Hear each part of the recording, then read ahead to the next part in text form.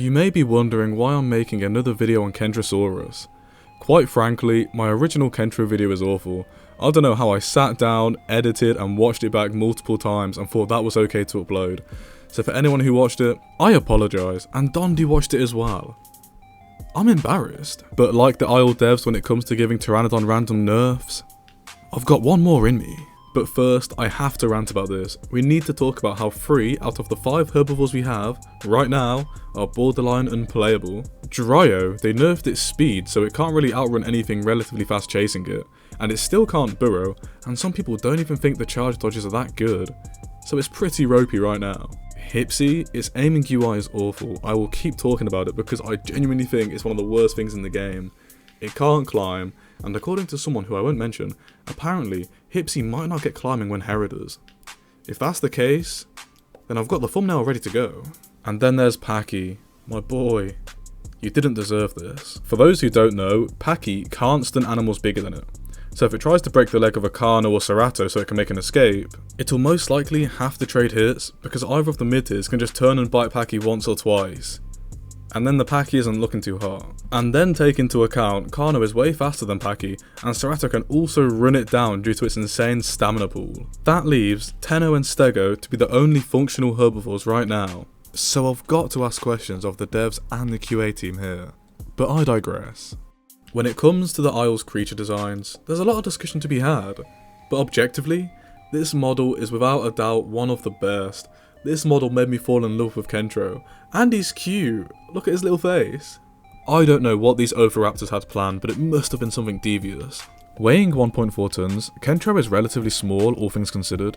I hope this means Kentro will be decently fast, managing to evade the slower predators on the island, Ceratosaurus and Deinosuchus if they are aware.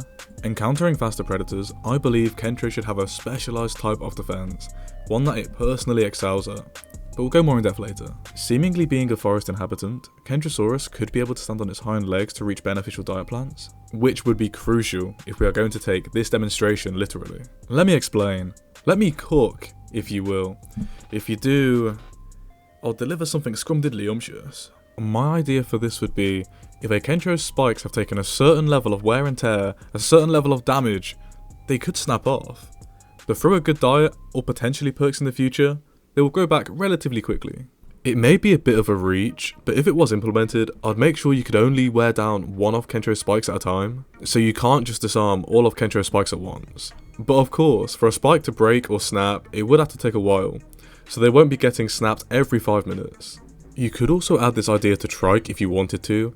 I think it would add something very unique to the gameplay loop, so you actively have to manage your defense, but maybe that's a bit too much to ask of a player. Let me know what you guys think. With animals like Rex, Giga and Acro roaming around, staying on top of your horn's well-being would need to be high on the priority list. And this could weed out the less experienced individuals if the bigger predators come knocking. And for overall population control, this is a good thing. Coming back to Kentro, I think the placement of its spikes should lean more towards a skill-based combat experience. For example, if this Cerato tries to attack this Kentro, the Cera shouldn't get a reward, i.e. give damage to the Kentro, from attacking its spikes. In fact, I believe this Cerato should receive heavy bleed damage if it attacks Kentro's covered areas. I call this dynamic spikes. Animals like Cerato, Carno and Baryonyx will get punished if they decide to rush headfirst into a Kentro's defense. Bigger animals like Allosaurus would have a harder time of things. Having a bigger head, it could find it difficult to avoid Kentro's spikes. This will encourage a higher skill ceiling within the predators that choose to hunt Kentros, having to actually think where to aim and attack. Having to aim lower to avoid getting spiked would be an optimal strategy, but in return, this would put you in the danger zone to getting tail spiked to the face. So in my opinion at least, skill should very much be a factor when it comes to taking on Kentro. But animals like Acro, Rex and even Giga could probably just tank the bleed damage and just gobble a Kentro anyway. But carrying on with the Allo vs Kentro matchup, it reminds me of how lions deal with porcupines in Africa. Both parties often leave being injured somewhat. In relation, I also believe Kentro should have the highest bleed in-game comparatively to its size. Let me stress, not the best bleed in-game, but the best bleed for an animal of its size, meaning, for its weight class, it does the most bleed. Hopefully that's a given, but other animals of Kentro's size could only dream of having Kentro's bleed output. The only other small tier I could see having bleed anywhere near Kentro would maybe be Diablo. But Diablo does seem like it'll be a beast. Having a herd of 7 adults is going to be monstrous. Actually, what do you guys think Kentro's herd limit should be? I feel like 8 is too many, so maybe like 6? Maybe 7? I can just imagine like a wall of spikes just being impenetrable. I do also believe Stego's tail spikes should be dynamic as well, just to help it along with Apex's and to be consistent. I also think Kentro should be able to impale Utahs if they try to pounce the front half of his body. But then I think, is Kentro big enough to impale a fully grown Utah? I mean, you guys let me know. It is 3 times the weight of Utah, so maybe. What do you guys think about this new roadmap? I'm not sure how I feel.